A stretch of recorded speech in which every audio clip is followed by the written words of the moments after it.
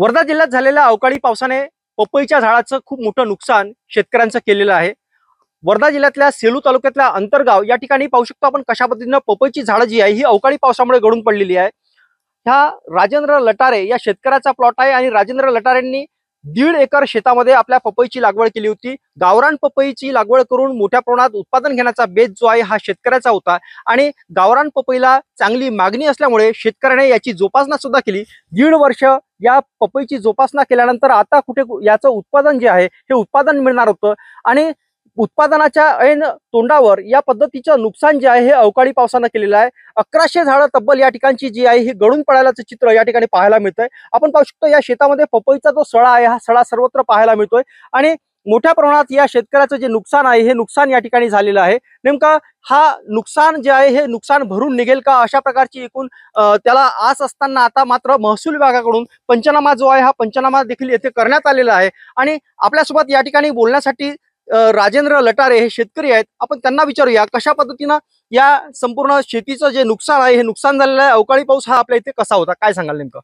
अवकाळी पाऊस असा होता की मला तरी वाटलं की रात्री जेव्हा पाणी आला माझे पूर्ण झाडं मोडल्याशिवाय राहणार नाही। तर हा पपईची जोपासना करायला मला जवळपास 1.5 वर्ष गेलं आणि हे पपईचे झाडं जे आहे हे गावरान पपईचे झाड आहे। याची हाईट पहिलेच घेतल्या जाते कारण का हे गावरानची सीड असते आपल्या घरच्या बियाचं असते। याची जोपासना करता करता जवळपास 1.5 वर्ष निघून गेलं आणि आता जेव्हा माझी जे आता जस्ट माझे 2-3 तोडे झाले, 2-3 तोड्याच्या नंतर जेव्हा हा पाणी आला तर माझे पूर्णच्या पूर्ण झाडं तुटून पडले। जवळपास माझे 1200 झाडं होते। 1200 झाडापैकी मला वाटत नाही की 100 झाडं तरी उभे असू शकते आणि उभे असं नाही तरी त्यांचा मला काही उपयोग नाही आता कारण का मी त्या 100 झाडाची जोपासना करू शकत नाही। म्हणून माझं सरकारला हेच मत आहे की जे बी समजा मदत या आता माझा जवळपास नाही काही तरी 10 लाखाच्या उत्पन्नाचा जवळपास मी घाट्यात आहे। तर सरकारने जे बी मदत होईल ते तुरंत मध्ये करायला पाहिजे कारण का पंचनामे हे नेहमी होत राहतात। पंचनामे झाल्याच्या नंतर शेतकरी नाराज होतो की आपल्याला मदत मिळते की नाही, पण गव्हर्नमेंटनी ही मदत तात्काळ करायला पाहिजे कारण का कोणताही शेतकरी जर मदत जर लेट झाली तर तो आत्महत्येकडे बी प्रवृत्त होऊ शकतो कारण का आपले जे लागत खर्च निघून गेला आहे ऐन उत्पन्नाच्या वेळेवर आता हे माझं नुकसान झालं आहे। त्यामुळे मला मदतीची पूर्ण गरज आहे आणि सोबतच सांगत आहे की जो विमा जो आपल्या काढला जातो सोयाबीन, पराठी, चना याचा विमा काढला जातो, परंतु फळ पिकाचा विमा बी हा 1 रुपयात निघाला पाहिजे आणि याच्यावरही सरकारचं खास लक्ष पाहिजे। किती एकरामध्ये ही लागवड केली होती, उत्पादन खर्च किती आला होता आणि किती उत्पन्न होईल अशी अपेक्षा तुमची होती? याच्यात माझे 1200 झाडं होते, 1.5 एकरात लावण होती आणि याचा 4 लाख रुपये खर्च माझा होऊन गेला आणि खर्च वजा करून मला कमीत कमी 10 लाख रुपये तरी या शेतीमधून मिळाले असते कारण का कंपल्सरी प्रत्येक झाडाला 50 किलो वेट इतक्या पपया होत्या आणि आजचा रेट जो आहे कमीत कमी 45 रुपये किलो ठोकचा रेट चालू होता गावरानी पपईचा।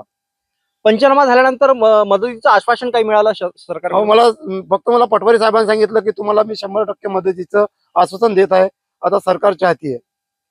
मोठ्या प्रमाणात या शेतकऱ्याचं जे नुकसान आहे हे नुकसान या ठिकाणी पाहायला मिळतं आणि पीक विमा जो आहे हा 1 रुपयाचा पीक विमा शेतकऱ्याने या संपूर्ण फळबागेसाठी सुद्धा लागू करावा अशी मागणी जी आहे ही मागणी केली आहे। नेमका या संपूर्ण नुकसानीची जी भरपाई आहे ही नुकसानीची भरपाई शेतकऱ्याला कशी मिळते आणि कशा पद्धतीनं महसूल विभागाकडून याचा एकूण पाठपुरावा होतो हे सुद्धा पाहणं तेवढंच महत्वाचं आहे। एकनाथ चौधरी, एबीपी माझा, अंतरगाव, वर्धा। एबीपी माझा, उघडा डोळे बघा नीट।